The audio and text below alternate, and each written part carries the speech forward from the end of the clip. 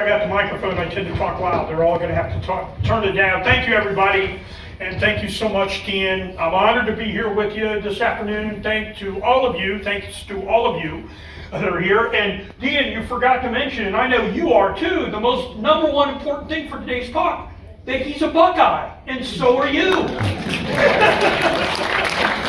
So, for today's talk, the Michigan folks, I got Michigan right up front. Gentleman poking me right in the eye here at the beginning with Michigan right up front. Of course, we did Michigan last year, and I asked Chris Quinn. I'm just so grateful that Chris Quinn, the Chief of Interpretation Education, asked me to be with you all. I'm great and honored to join this lineup. Really appreciate that.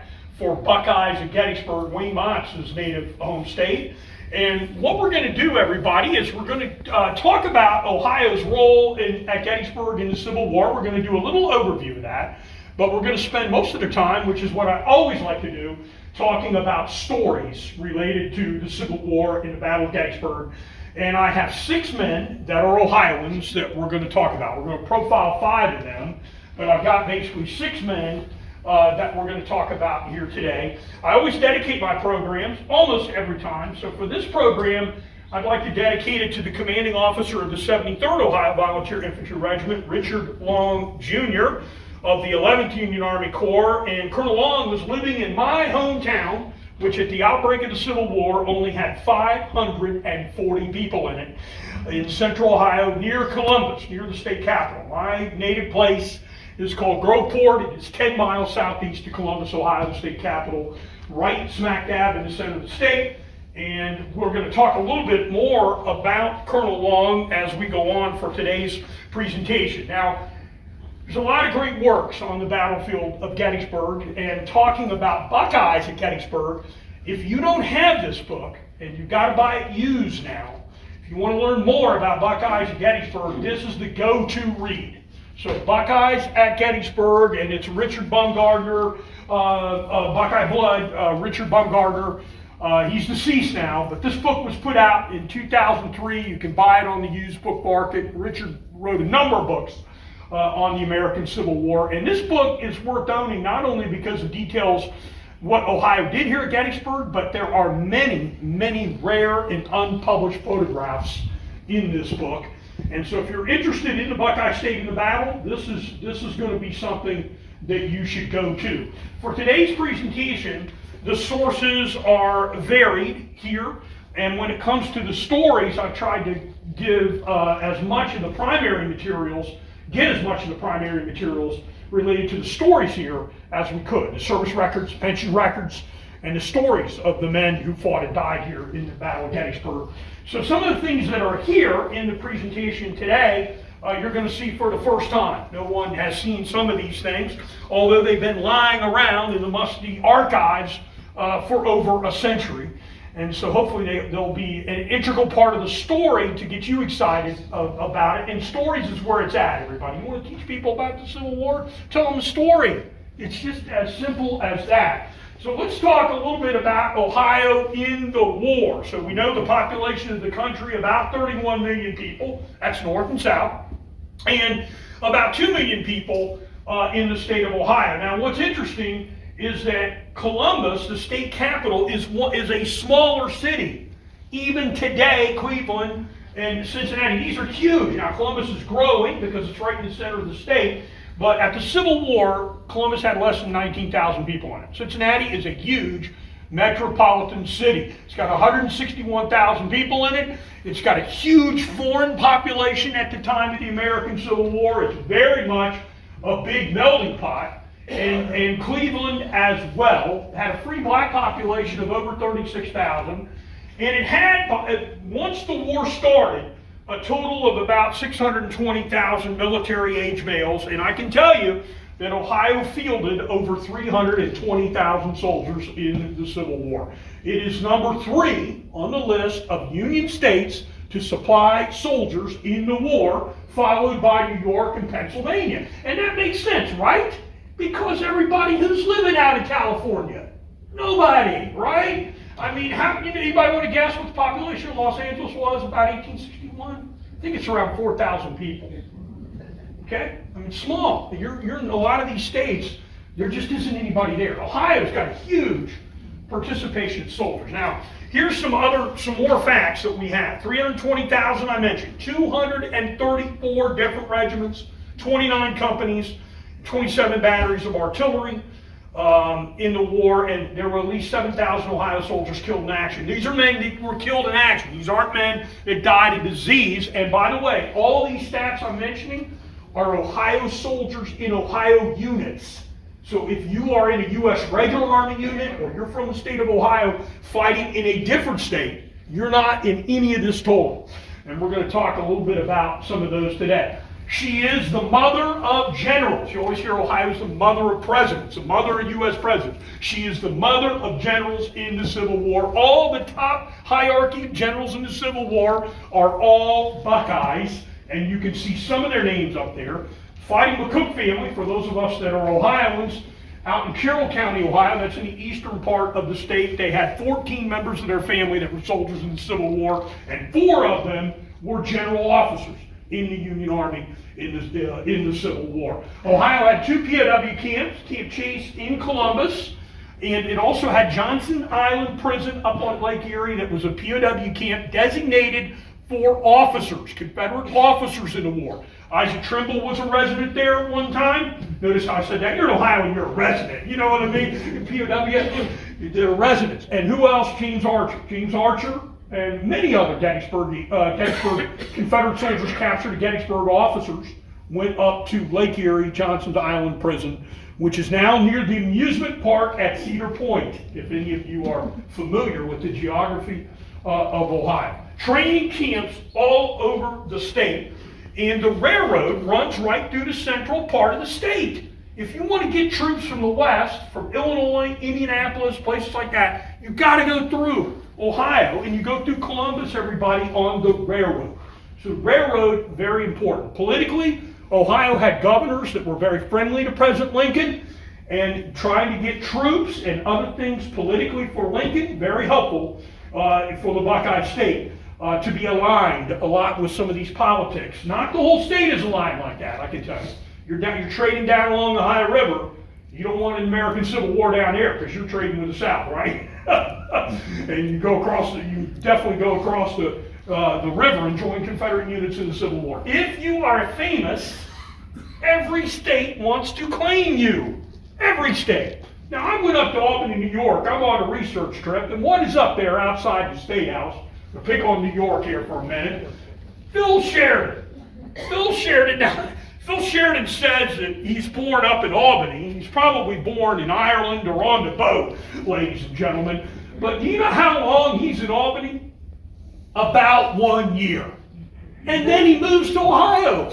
He's there 1 year. Look at this statue. No, New York, no Empire State. We're not going to give you Phil Sheridan, and you can't have him. This is what it looks like. By the way, this statue is beautiful of Phil Sheridan up there, so I can pick on that, but I'm telling you, and the sculptor is John Quincy Adams Ward, who just took the license guide test. What sculptor on the Gettysburg battlefield did John Quincy Adams Ward do? He did a sculpture right here on the Gettysburg battlefield. Reynolds in the cemetery. The portrait statue of John Fulton Reynolds in the cemetery was done by the same sculptor that did this sculpture of Phil Sheridan. Now, we've got a better one, folks, and it's in Somerset, Ohio. Right there it is.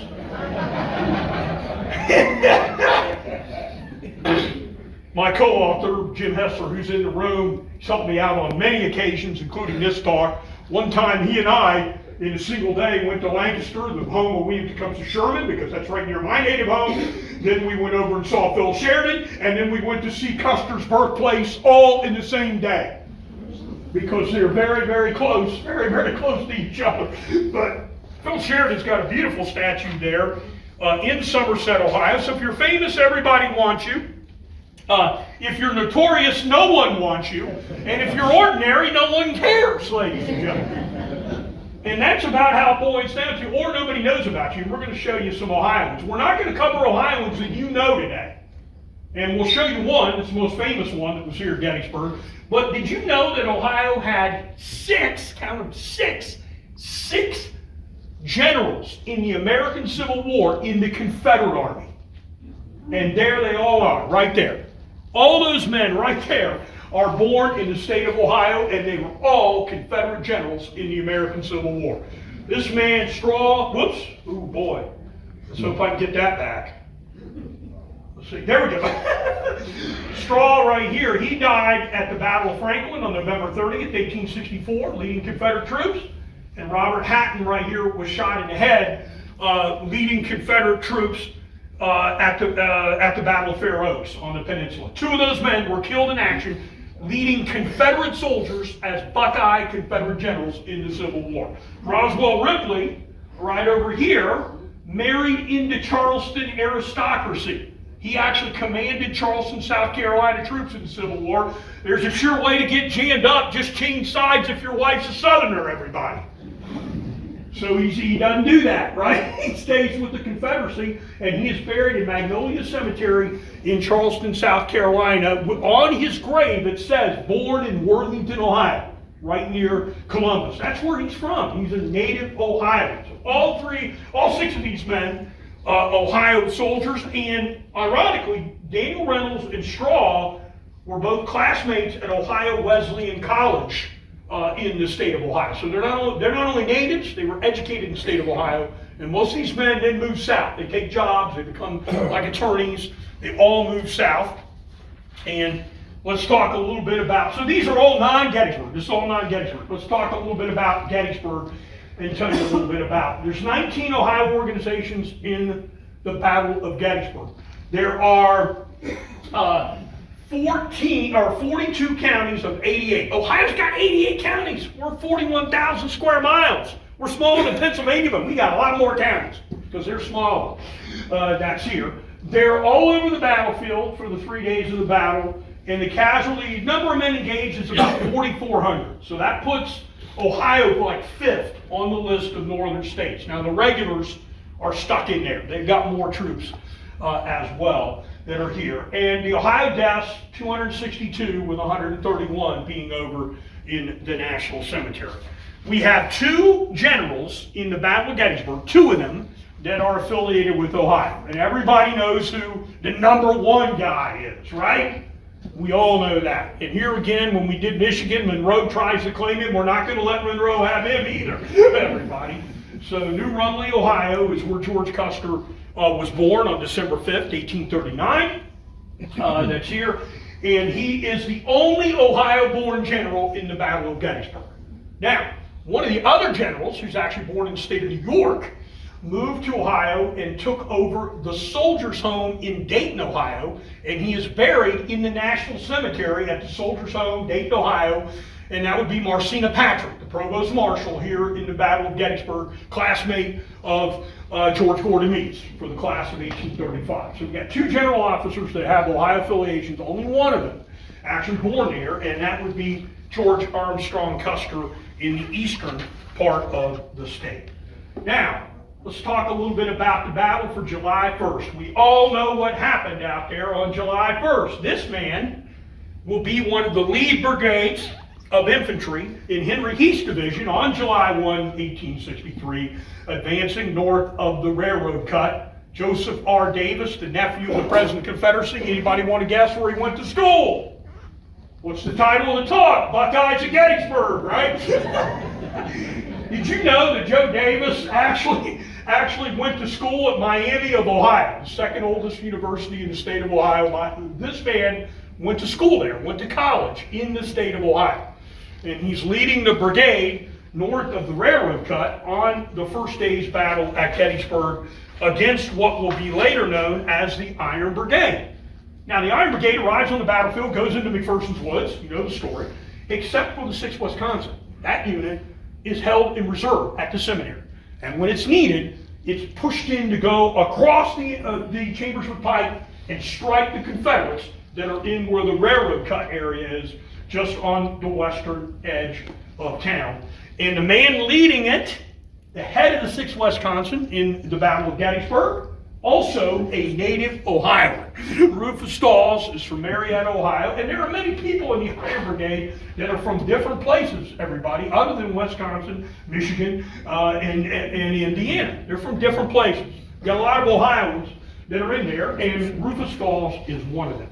Now, he's going to lead this column right across the railroad cut. Here's a map, so you can see it, thanks to American Battlefield Trust. Whoops, boy, I got to get better at this, don't I? Here's the Lutheran Seminary, right over here.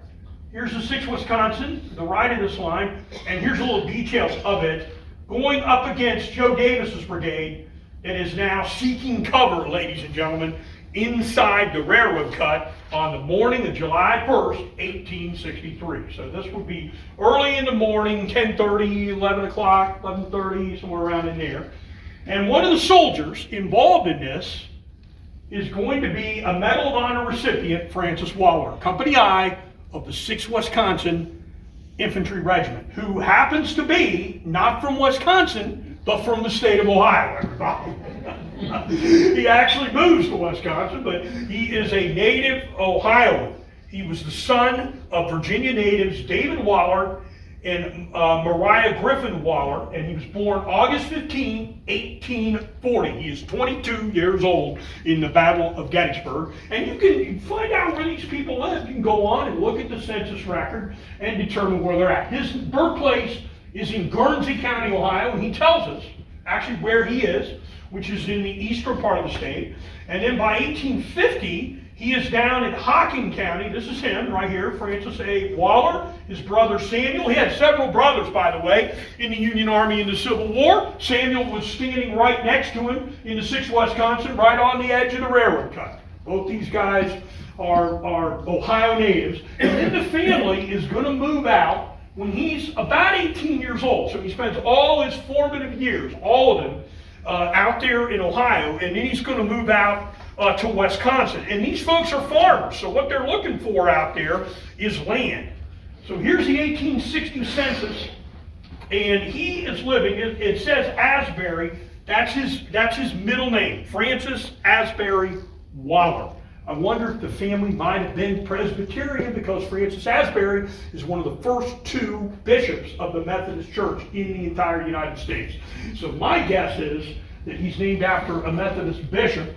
And this is him, and it says farm labor, and that's his brother George in the upper corner.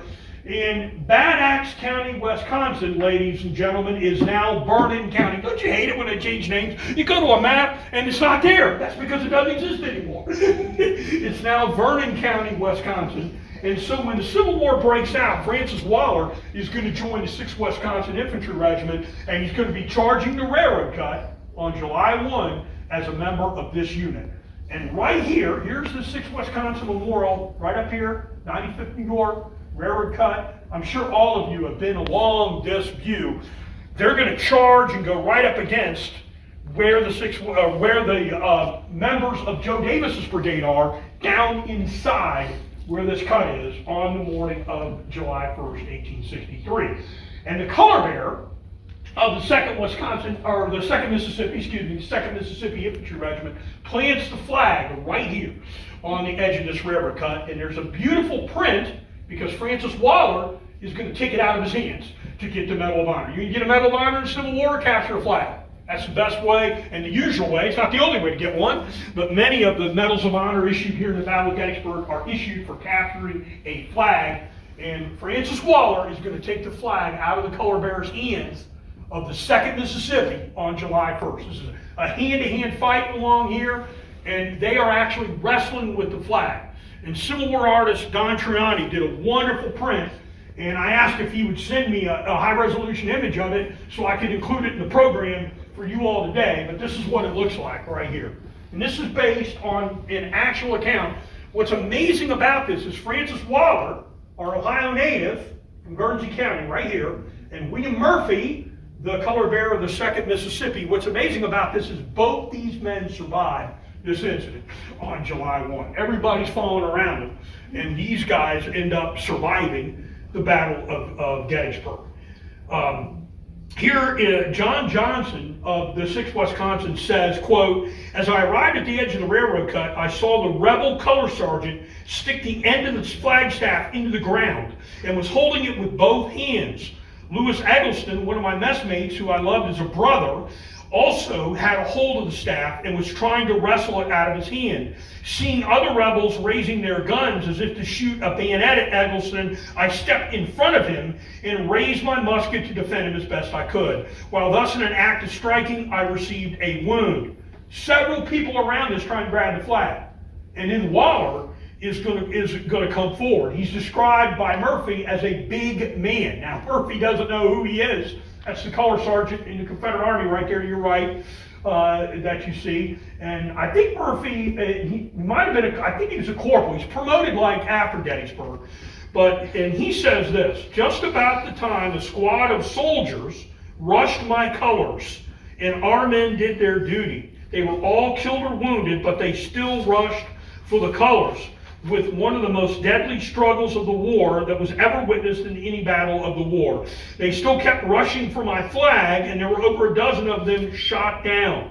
The first soldier was shot down just as he made his way to the flag, just to my right, and at the same time a lieutenant made a desperate struggle for the flag and was shot through the right shoulder. Over a dozen men were killed or wounded, and then a large man rushed forward for the flag. As I tore the flag from the staff, he took a hold of me and the colors. The firing was still going on, and we kept this up until several minutes when the flag was taken from me." So Murphy tries to pull this thing off the staff so he can hide it in his clothing, have it in his clothing, and get off the battlefield with it when Francis Wallar comes in and takes it. And eventually this flag is given to Rufus Dawes, the commanding officer of the 6th Wisconsin. It's wrapped around a wounded soldier who's sent to the rear of the hospital, and he's told to take care of that flag, and that flag ends up in the War Department as a captured war trophy. And in 1905, this exact flag that Francis Wallar, our Ohio native, and William Murphy, our Mississippian, wrestled over was returned to the state of Mississippi, where it is today in the Mississippi Department of Archives and History. And I got this photo from them. This is the original flag that Wallar and Murphy wrestle over. It's a beautiful painted color flag. It's got the captured War Department number 40 right on it, right there. And the folks at the Mississippi Department of Archives and History allowed me to use it today from their collection. On December 1st, 1864, Wallar gets the Medal of Honor very early in the Civil War. His citation reads, "The capture of the 2nd Mississippi flag." That's all it says. Doesn't need any more to that. And this medal ended up in the Vernon County Historical Society in western Wisconsin, where it was stolen in 1977. And then it was returned to the Historical Society in 1991. And the staff up there sent me these pictures of it. So this is the original medal issued to him. Now this is the 1904 design. Wallar dies after the Civil War, and he had all 3 designs of the Medal of Honor. There are 3 of them that are designed for this time of the Civil War. You're supposed to turn the medal in when you get another design. And the Historical Society does not have the other previous 2 versions of this medal. But they do have this one, and it actually is inscribed to him, Company I, 6th Wisconsin, Gettysburg, July 1st, 1863. So, and then later in life, he's going to move. He survives. Francis Wallar survives the American Civil War. He goes back to Wisconsin. He's married in Wisconsin, becomes a farmer there, and he stays there 20 years after the Battle of Gettysburg. And in 1883, he moves out to South Dakota, Spink County, South Dakota, and he actually dies in South Dakota. This is an image of him. Now, I'm not sure this is the medal. This could be a GAR medal. They look so close together. But the Historical Society sent me this later picture of him as well. But he dies in 1911, having 6 children, and he has an annual pension at the date of his death. I want you to think about this. Now, he's got disabilities, he's got diarrhea, he's got a lot of disabilities. A lot of these Civil War soldiers had disabilities. His annual pension which was given to him at the date of his death, the total of his pension was $15 a month. That's about $500 a month today. Nobody got rich on Civil War pensions. You couldn't really live on them. And if you can't do manual labor, ladies and gentlemen, you probably can't work after the Civil War. Think about that. We can't retrain these people to go into computer jobs like we can for veterans today. Now, he amasses land holdings, and he becomes a very prominent farmer after the Civil War out in South Dakota. And here's his obituary. That's written from Vernon County in the sense that it says he was an ex-sheriff of the county before he moved out, but he was out in South Dakota for many years. His wife dies in 1897. Her body is taken back to Vernon County, Wisconsin. And when Wallar dies in 1911, his body is taken back to Vernon County, Wisconsin, his native place. And that is where he rests today. There is a plaque at the base of it that said, awarded the Medal of Honor by Congress for valor in the Battle of Gettysburg. So Francis Wallar, one of the 64 Medal of Honor recipients in the Battle of Gettysburg, credited to the 6th Wisconsin Infantry, is actually an Ohioan here. And so this is one of the first medals issued for Gettysburg from one of the first actions in the Battle of Gettysburg. Now, you know those men are all pushed back. Wallar survives this. Where does he go? Goes back over to toward Culp's Hill, right? Because 6th Wisconsin, that's where they end up. Now you got July 2nd, 1863, and you're going to have skirmish fighting that's right in front of Cemetery Hill. The Union Army's going to fall back to Cemetery Hill. And a lot of those regiments up there, 9 of the 19 in the Union Army in the Battle of Gettysburg from Ohio, 9 of the 19 are in the Union 11th Army Corps. You know, a lot of Ohioans in the Union 11th Army Corps. And Colonel Long, his regiment, the 73rd Ohio Volunteer Infantry Regiment, is going to be one of the ones that's on West Cemetery Hill, out skirmishing in what is now the Colt Park neighborhood here in Gettysburg. And I didn't realize that Colonel Long, he's a native of Chillicothe, Ohio. I didn't realize he'd been living in my town. One of the battlefield guys had looked at a book and said, hey, I think this guy's living, what's that town you're from? You know, said, I think this guy's living in that town. So Chillicothe is where he's born. It's down here. We don't know very much about him. He's born in 1837, it looks like, and then my home place is right there. So he moves just north to where my home place is, and he is in the 1860 census in this small town that I grew up in, Groveport, Ohio, before the Civil War. And this is him in the census down here at the bottom. And we know this is him because this is his mother, Elizabeth Long, and his father had died and had sold some interest. And I think that the person that they're living with, William Ewing, is his uncle. And he was a pretty prominent merchant in my town and sold a lot of his business. And folks, let me tell you something. Boy, trying to research, that's how I know this because his mother is right here above him, but trying to research a last name like Long, give me a break. Give me a break. It ought to be Hessler, shouldn't it? David Malgi or something. We gotta get names that are easier to research, because Miller and Smith, forget it. You know. So trying to look up a Richard Long, that's tough, you know. Hey, guess what? He's Richard Long Jr. If it was up to Wayne Motts, the historian, no one would be named the same as anybody else. Everybody would have a unique name, so we could track you down and find you, ladies and gentlemen. But this is him in the 1860 census, and there's no occupation given there for him, and he is an older person, so I don't know what he's doing in 1860 up in my town. I have no idea. But he joins the 73rd Ohio Volunteer Infantry Regiment. He becomes a commissioned officer in it. Then he becomes a lieutenant colonel. And in the Battle of Gettysburg, this is the brigade that belonged to Francis Barlow. And Francis Barlow is promoted to command the division. And Orland Smith, who's the colonel of the 73rd Ohio, is promoted to command the brigade.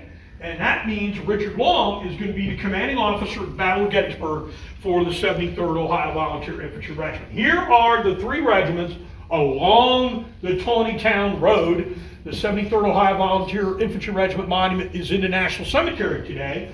And they're skirmishing against Confederate troops that are in Long Lane.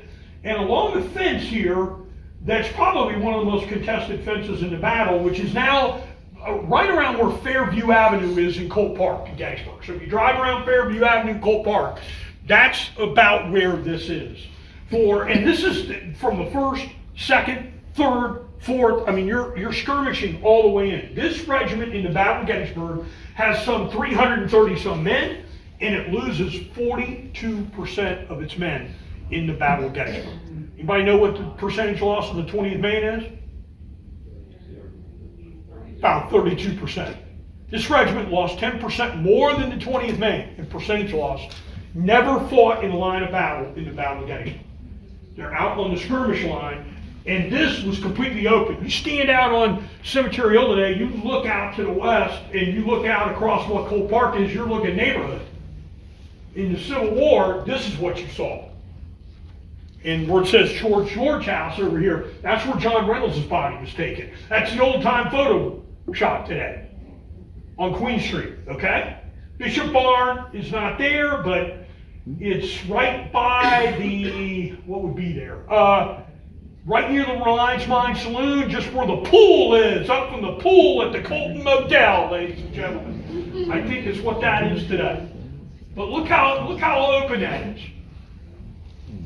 And this is what they will be skirmishing in for July 2nd and July 3rd. Now, when the 73rd Ohio, Richard Long, when they put their monument up, they put it on the Tonytown Road.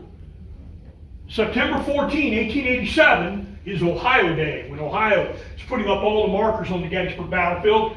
And this one, Battlefield Guide Sue Bortman gave me this picture. You can notice the dirt's all disturbed here. There's no grass around here. I think this is when it first went up. I think this was like an 1887 image of this monument. This monument was struck by cars so many times that they had to move it inside the National Cemetery.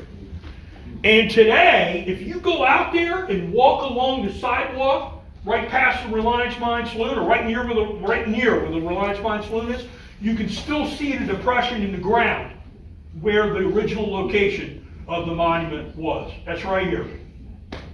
You can see that. And then they moved it into the cemetery. And I think the movement was 1975, 1976. Nobody can seem to pin down exactly when it went into the National Cemetery. But today, the 73rd Ohio Volunteer Infantry Regiment is inside the cemetery. Richard Long is with this unit from the beginning of the war all the way through the Battle of Gettysburg. And then he goes back to my hometown where he is ill. He's a pretty fragile guy from the records that we have. And when I pulled his service record to National Archives, this letter was in it, and it was addressed from my hometown, right up here at the top. Groveport, Ohio, May 3rd, 1864. And it says that he has certain ailments, lesions of the brain, and he also had inflammation of his intestine. That's what it says. So he's put into staff duty, and then he will resign in 1864 because he is sick. And he'll go to Chicago, Illinois. He's there early after the American Civil War, and he becomes an inventor of numerous railroad patents, inventor of numerous railroad items, joists, things that are used on the railroad. And so he's pretty wealthy, becomes a pretty wealthy man. And he has several companies and several businesses all around. Well, in 1889, having lived in Chicago, he comes to Pittsburgh to go visit a friend of his because they're doing business together, and he's run over by a railroad train in downtown Pittsburgh. And no kidding. And this guy survives the entire Civil War is what happens to him. And this is out of the Pittsburgh Post-Gazette, and it's April 5th, 1889. While walking along the railroad track from Sandusky to Federal Street on Allegheny, Colonel Richard Long, president of the Long Spring Trust Company of Chicago, was knocked down and injured so seriously that he may not recover. He had been stopping at the Duquesne Hotel at about 10 o'clock yesterday morning and boarded the Pleasant Valley car, which he left Sandusky Street to meet an appointment. James K. Vernon, the secretary of the Pittsburgh Forge and Iron Company, with whom he had an engagement to take place. Now it says, a Fort Wayne engine backing in a westerly direction, came up on before he was aware of it, knocked him down on the track. The engineer had not perceived him, but a cry was made and forced the engineer to reverse. Colonel Long was taken from his perilous position, was found to have had his face and one eye bruised, and his right hand severed from the arm, hanging but a shred of flesh. He was taken to the Allegheny General Hospital. Now, what's fascinating to me about, and I knew that Colonel Long was run over by a train. That's a fact you don't forget when you read about somebody. But how he died, I did not know. And it's very interesting. Here is a newspaper article about his death, and it says that he was addicted to morphine, and his system was broken down for the use of the drug. They had to give him so much morphine to ease this pain that a normal person with this injury would have reacted to that morphine and his pain would have been dulled. They gave him so much morphine, he died basically of that. And he died of an addiction of morphine. Now, I can't tell you how many soldiers were addicted to morphine in the Civil War, but a lot of them were. Doctors were addicted to it. This is an opium drug for which they don't know all the things that can do to you. And so, unfortunately, Colonel Long dies of this administering of morphine. And it says here, according to the head of the hospital, that had he been under normal conditions, he would have survived. He would have survived this wound. Unfortunately, he was a widower. He didn't have much of a family, and he was taken back to the Grandview Cemetery in Chillicothe, Ohio, where he is buried today. He is buried in the same cemetery that the rescuer of Richard Nixon's great-grandfather, Richard Enderlin, who got a Medal of Honor in the Battle of Gettysburg, also rests. Grandview Cemetery, pretty well-known place in Chillicothe, and he has a very small, undescript stone today. Colonel Richard Long from Wayne's hometown in the Civil War, dying basically of this overdose of morphine after having been wounded, having been sick in the Battle of Gettysburg. It says in the newspaper he was wounded. I don't think he was wounded in the Civil War either. I can't find any medical record where he was wounded. But he was sick, and he had a fragile constitution, and then apparently somehow got addicted to this morphine. Now, while he's skirmishing out along the Colt Park, remember, they're skirmishing on the evening of the 1st, they're into the 2nd, they're into the 3rd. On July 2nd, 1863, we've got Dan Sickles moving his troops out along to the Emmitsburg Road, and one of the battery commanders along the Emmitsburg Road, there's no Ohio troops out there with Andrew Humphrey's division on the right of Sickles' line. There's no Ohio soldiers and Ohio units, but there are closet Ohioans in there, and one of them is Francis Seeley. Seeley, who commanded an artillery battery right on the Emmitsburg Road for Andrew Humphrey's division of the 3rd Union Army Corps, is a native of Ashtabula, Ohio. This is where he's from, way up in the northeast part of the state. You like snow, folks? This is where you go, up there. No kidding about it. 26 years old. He's the same age as Colonel Long. He's born April 12, 1837, Francis Seeley. And his father was born in New York, as well as his mother, and he is the oldest, from what I can gather, of 11 children. He actually had a, looks like it would have been a half-brother named Elmer Ellsworth Seeley, who was born in 1861. Think about that. He's born in 1837. Looks like he's got a half-brother born in 1861. So he's one of 11 children. His mother dies in 1849, so he is 8 years old when his mother dies. And the family moves out to Wisconsin, then it moves to Minnesota. And we know that from the birth dates and the locations of the children. The children in the census record, it tells what state they're born in, so we can tell approximately when the family moved. In 1854, this family, Francis Seeley, is out in Minnesota. But from 1837 to 1854, all his formative years, Seeley's going to be a native of Ohio until he's 9, and then he's going to go out to Wisconsin and then on to Minnesota. So Minnesota is the state that normally is acquainted to him, given to him, but actually he is a native of Ohio.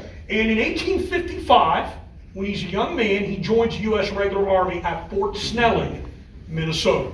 if you haven't been to Fort Snelling, it's a beautiful place. It sits up on the bluff of the junction of the rivers up there. It's just, I guess it'd be the Minnesota and the Mississippi, right? The junction of the rivers that are there.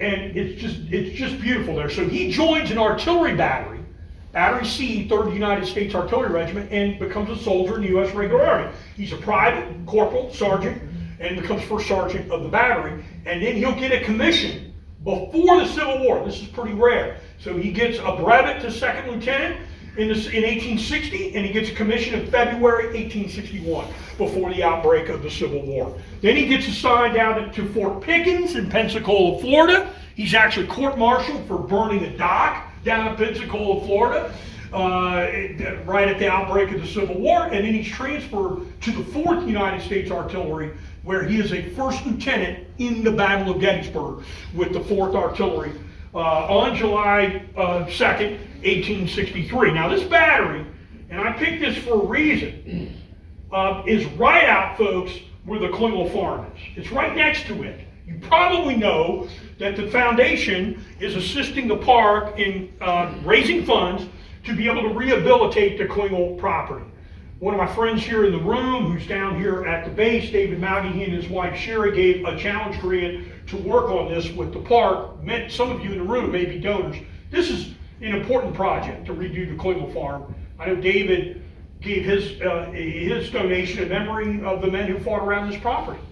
And today we're going to cover some men that fought around this property, and I put it in there on purpose for that. It's important that these structures stay preserved. Park's got to work on this stuff all the time. Foundation's got to work on this stuff all the time. So Seeley's battery is right out by the Daniel Klingel Farm. It's first north, and then it's south of where the house is. And today, here's the battery plaque along the Gettysburg Road, and here are the 6 Napoleons of Francis Seeley's Battery K of the 4th U.S. Artillery Regiment, right next to the Klingel Farmstead. And folks, this stuff needs to be preserved. I'm going to tell you what, in this room, I don't want it to look like this. Do you? At the Wentz house? The alternative is, this is what it looks like. So I'm for this. And hopefully we can help get that rehabilitated with everybody's help here, and I'm sure some of you may have already done that. You can visit the Foundation's website if you want to learn more about that project. You're getting Wayne Motts' commercial in the middle of the program now, instead of at the end of the program. But this stuff's important to me, and I think about Seeley and all those men in Battery K, and all the other 3rd Corps men fighting around this property on July 3rd, or July 2nd, excuse me. This is what it looked like. That's the Spangler Farm in the background. He's probably up against the 11th Alabama Volunteer Infantry Regiment of Wilcox's brigade. That's what he's up against on July 2nd, 1863. So Wilcox's brigade is attacking, and Seeley is defending this line for July 2nd. And he has a letter to John Batchelor, a government historian, written in 1878, where he describes this action. Arrived on the field for the 2nd Division 3rd Corps at 3 o'clock on the morning of the 2nd, unlimbered, inactive, near General Tyler's Artillery Reserve. Anybody know where that is? The Foundation's farm at the Spangler Farm, right? The George Spangler Farm, that's where the Artillery Reserve is. So that's where he is. Pursuant to orders from A.A. Humphreys, commanding 2nd Division 3rd Corps, I was temporarily acting. I moved the battery in position at or near an orchard, and some very well-directed shots silenced the Confederate artillery battery. And he says to refer to Humphreys' report to talk about it. After silencing the enemy's battery, we were under heavy musketry fire from Longstreet, advancing the infantry. Our opponents also had some batteries, completely enfilading the battery in our front. As soon as the retiring infantry had cleared our path, we opened with good effect on the enemy. About this time, while superintending from the front service of the guns, I was severely wounded by a rifle musket shot high on my hip that shattered a portion of the bone. It stays on the field. He gets carried off the field, and then the artillery is moved off of this position behind where the Gettysburg Road is located.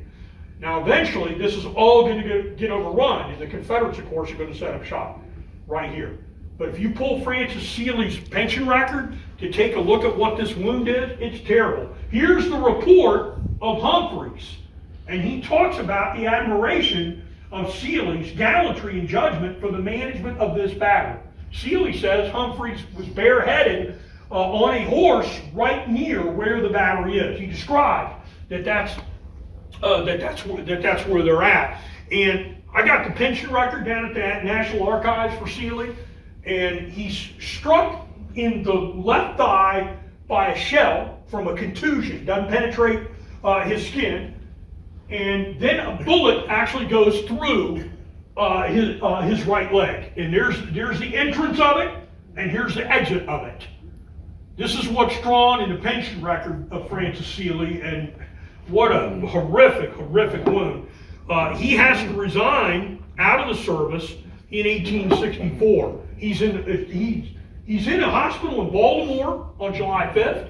Then he says he gets on a railroad train and goes up to Deposit, New York, in southern New York, when he can't go any further. His wound is hurting him so bad he can't go any further than this.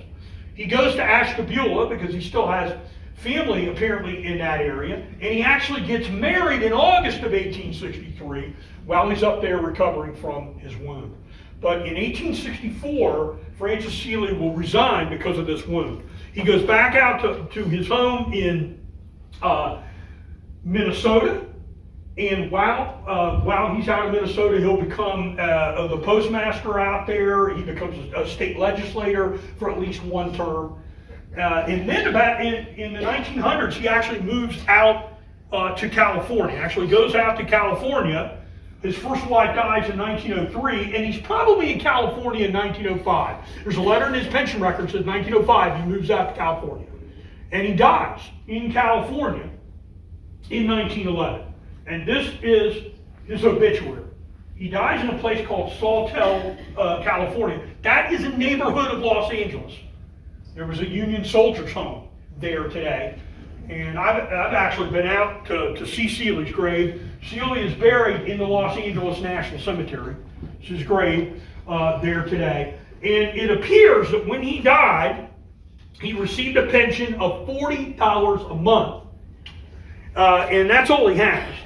He doesn't have any money. And in his pension record, his old Corps commander, Dan Sickles, comes to his rescue. There is a letter inside Seeley's pension record that's dated in January of 1911. Now, been 1911. Seeley dies December 30th, 1910.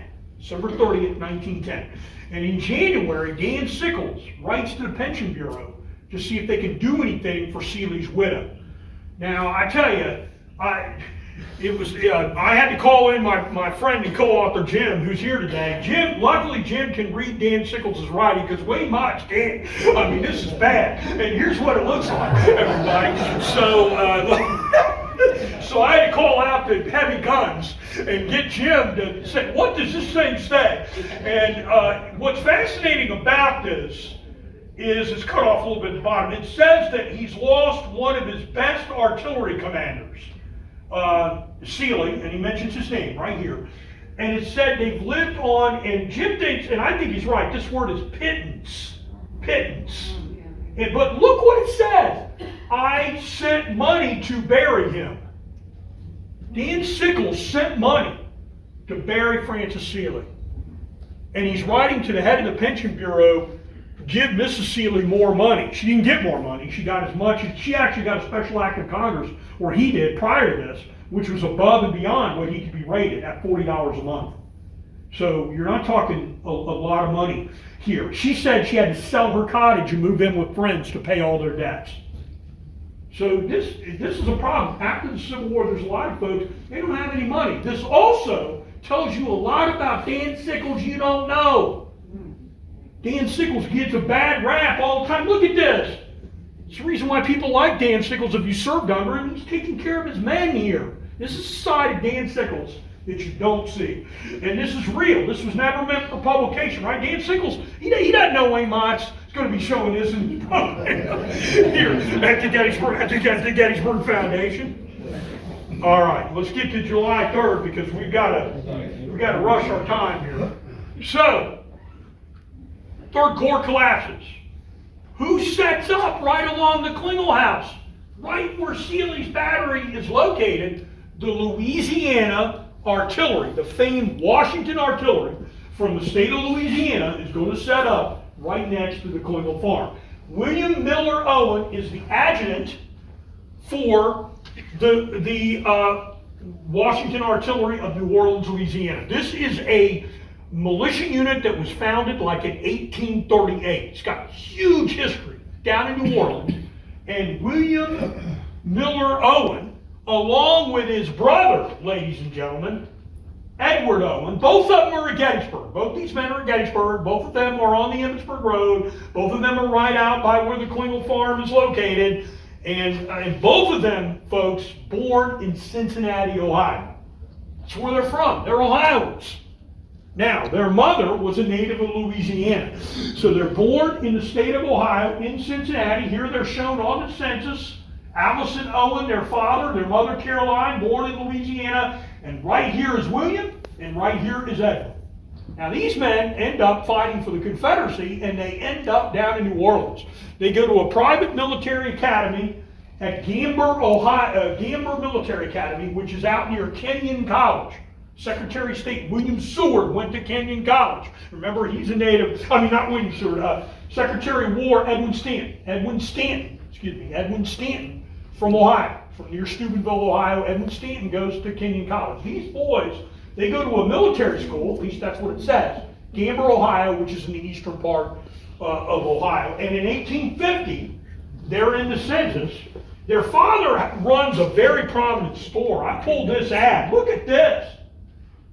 And he describes everything: cigars, fruit, grapes. This is everything for sale in their father's store. And they're listed in 1850. Notice that William's listed as a clerk. So he's a clerk in his father's store who's a merchant. So that's what this looks like. And clear down here at the bottom it says he's got mess kits of mackerel. I'll pass on the fresh mackerel down here, everybody. That's So when their father dies, they move to New Orleans. And there's different birthdays listed for William Miller Owen. And some of them is listed 1832, others list him as 1840, but he's an adult by the time they move to New Orleans. They moved down to New Orleans, Louisiana. Here he is, and he is a clerk in a store in 1860 at age 26, born in Ohio, in the First War in New Orleans. And that's his brother right below him, both of them, here in the Battle of Gettysburg. And it said he became a broker for a cotton firm too as well. But here he is, this is him in the store. And here's a great image. Boy, the Confederate Memorial Hall in New Orleans. If you haven't been there, folks, it is packed full of great Confederate artifacts. It is well worth seeing. These men were drivers for Confederate Memorial Hall, and here's an image of the two of them, hand-colored.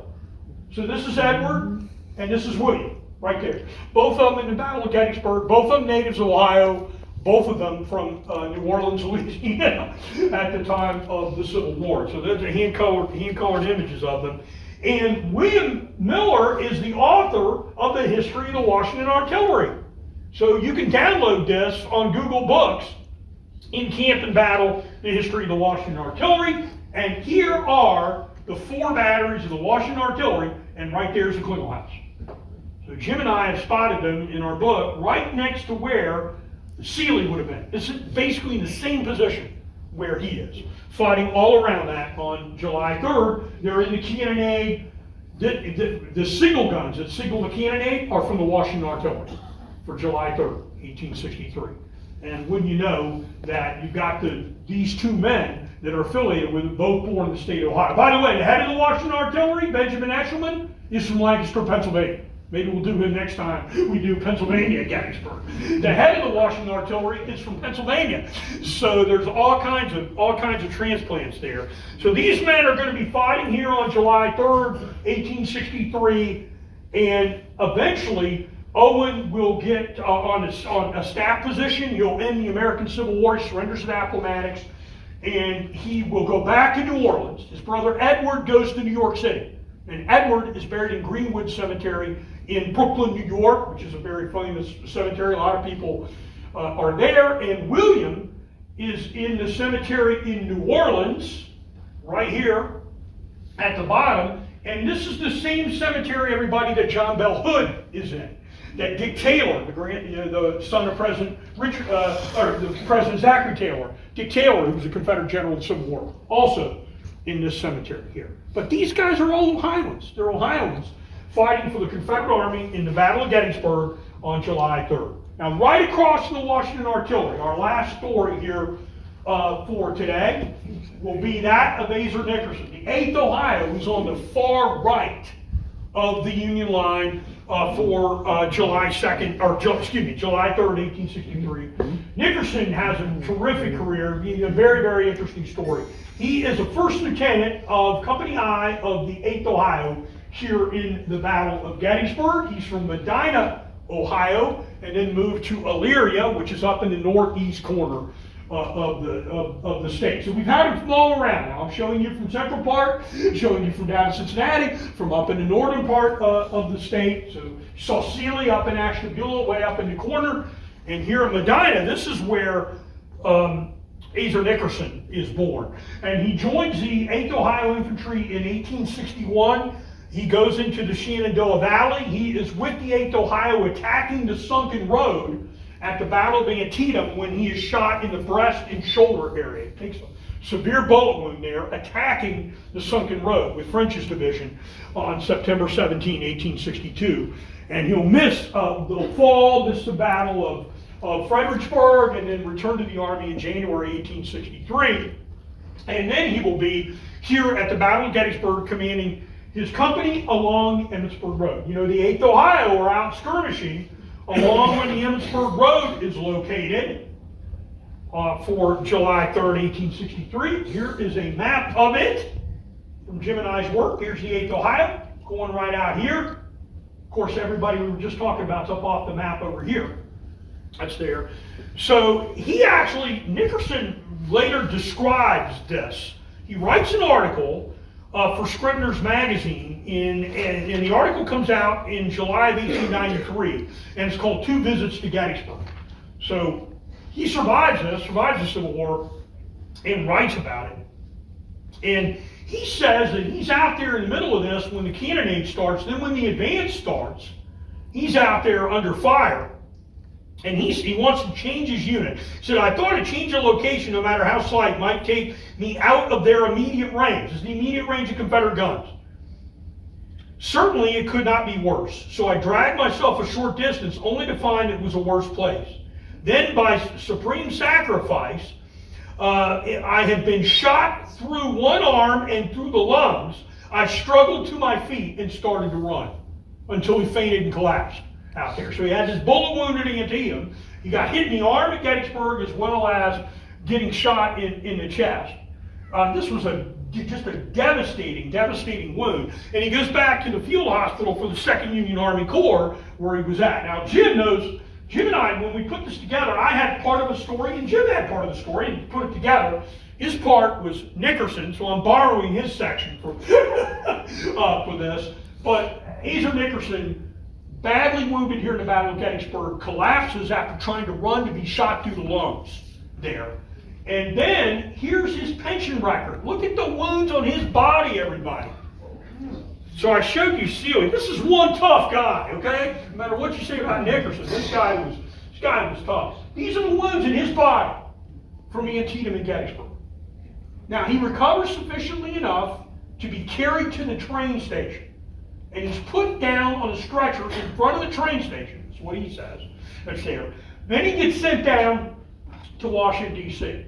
And on November 19, ladies and gentlemen, he's waiting, before November 19, November 18, he's waiting for orders, recovering from wounds, to see if he'll still be fit for duty. He's got to go in front of a board to see if he can go back on duty.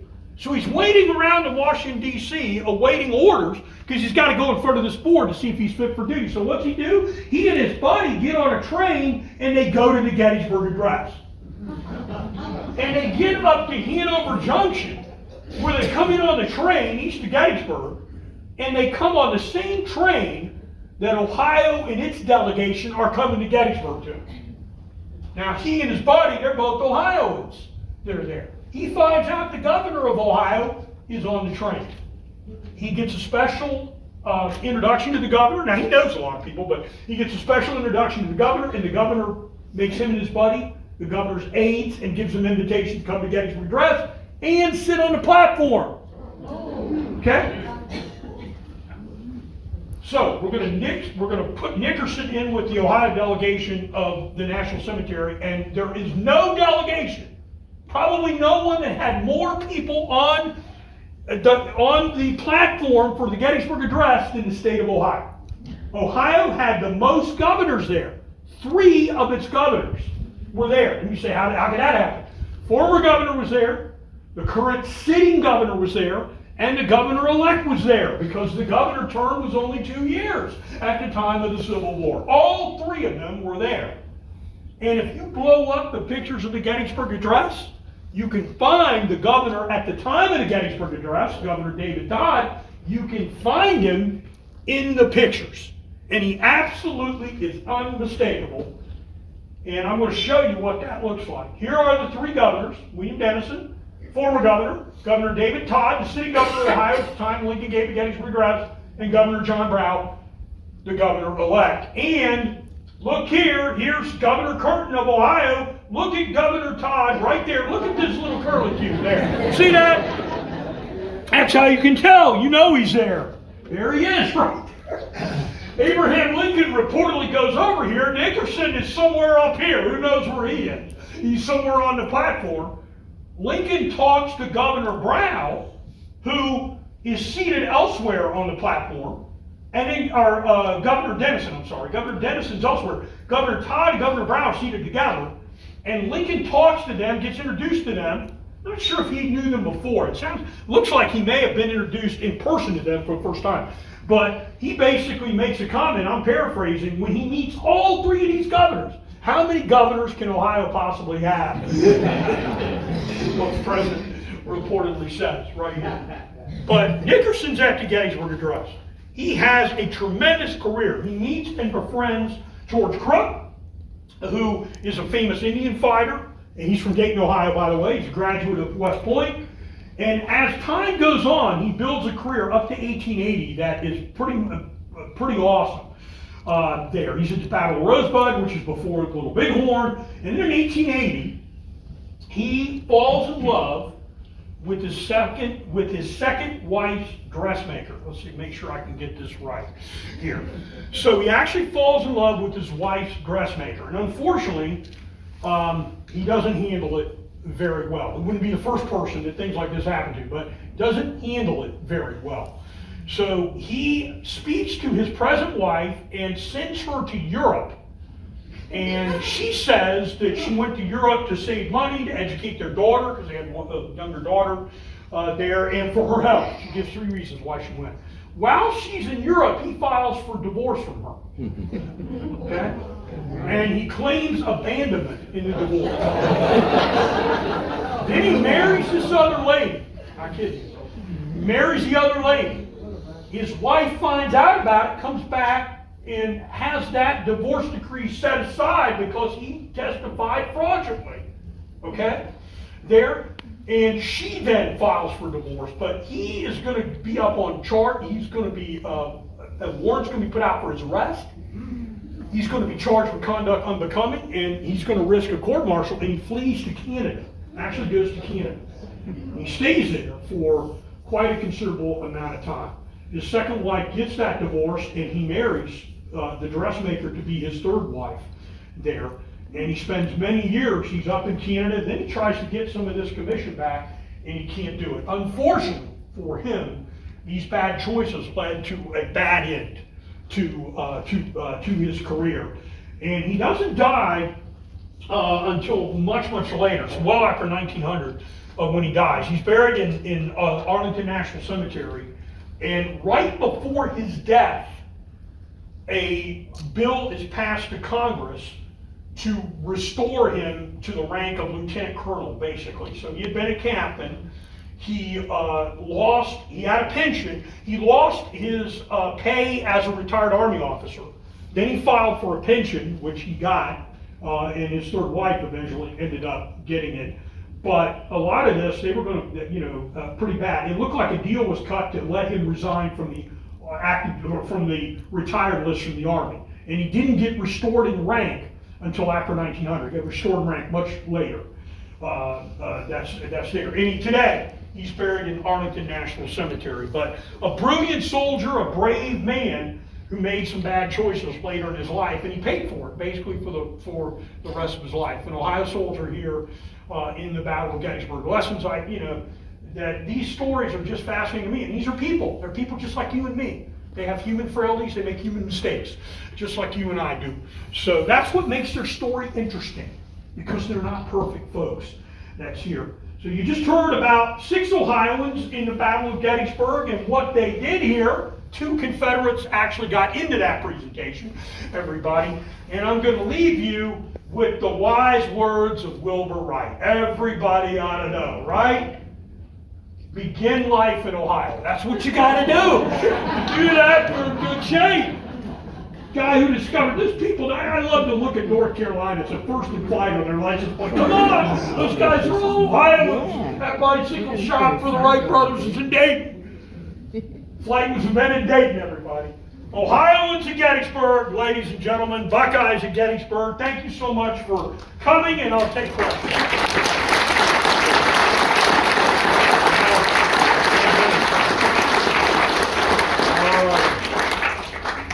Okay, you're all shell-shocked. All right, questions, everybody? None. Yes, sir. Well, I have a comment. There was somebody who was at a Sawtell hospital Yes. in LA. Yes.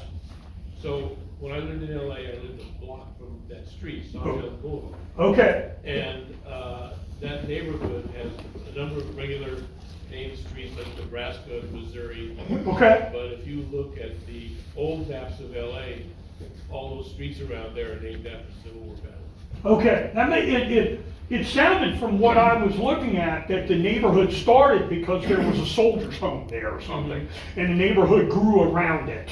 Yeah. That's what it seemed to indicate. And it seemed, and I'm not sure what kind of cottage they had, his wife had, but they just had a modest place that they had to basically sell there, So it's you get to learn a lot while you're working on these things. That's interesting. That same cemetery that Seeley's in, which is the Los Angeles National Cemetery, one of Wyatt Earp's relatives is in that cemetery. And for those of us that are old enough that are my age, there used to be a series on that you can watch reruns on now on like MeTV called Lawman. And it had an actor named John Russell. John Russell had a very deep voice, very tall guy. He was a U.S. Marine in World War II. He's buried in that cemetery too. So I had to go right over and get John Russell's grave while I'm getting the other graves that are there, because that's of interest. Any other questions? Yes, sir. Wayne, could I go off the presentation but stay with Ohio? Well, okay, you can, but can I answer it? Is the question. You may do so. This is not a stumper guide Okay. At all. I'm curious about the 55th Ohio's monument, and that I'm really drawn to it. I love it.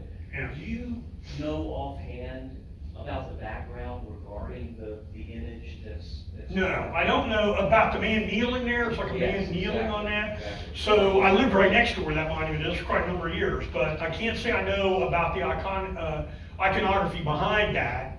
That's there. That's a unit that all comes from the northern part of the state. So it's from Huron County, from all the northern part of the state, and it's on the skirmish line out there. But I can't say I know why they put that on the front. I'm sure it's available because there's a great regimental history of that unit, which you can download on Google Books. I think it's called like Trials and Triumphs. And you could if you write that down, you can get on Google Books and download it. And it holds, so it's got a pretty extensive regimental history. So I'm sorry I can't answer that question, but they may have. Yeah. All right. Other questions? Yes. You had a slide wing of 6 Buckeyes who became Confederate. Yes. Generals, and I think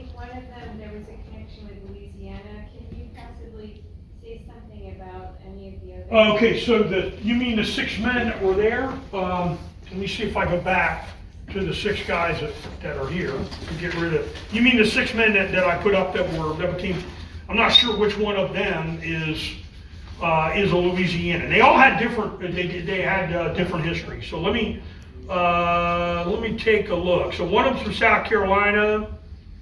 One of them went to Mississippi to study law. That's the first one. And you said Louisiana, is that what you said? No? Well, one of them's at Chickamauga, they're not in Louisiana units. Now, I don't know where they ended up. William Miller, Owen, is the guy that I talked about, which does have a Louisiana connection. So he is the guy born in Cincinnati that fights here with Louisiana Battalion of Artillery. He's not a general officer. So those general officers there that I read, looks like Mississippi, Tennessee, looks like the states they're most affiliated with, after they were from Ohio. Other questions? All right, I'll be around if somebody has something else. I just want to say that I'm very grateful on behalf of the Gettysburg, on behalf of the Gettysburg Foundation to not only do what I do here, but I'm so thankful to be invited by Chris Quinn, the Chief of Interpretation. Dan, what a wonderful introduction he gave me. These guys and ladies wearing the green and gray, they're doing all kinds of hard work for you. Keep this place nice. And the Foundation's mission, help preserve the park, help tell the significance of what happened here. You just heard it, ladies and gentlemen, and I'm honored to be part of it, but we can't do a lot of that alone. So I appreciate the time that we've had here today. I hope I can come back next year. Maybe we'll do PA at Gettysburg. So thank you for coming very much.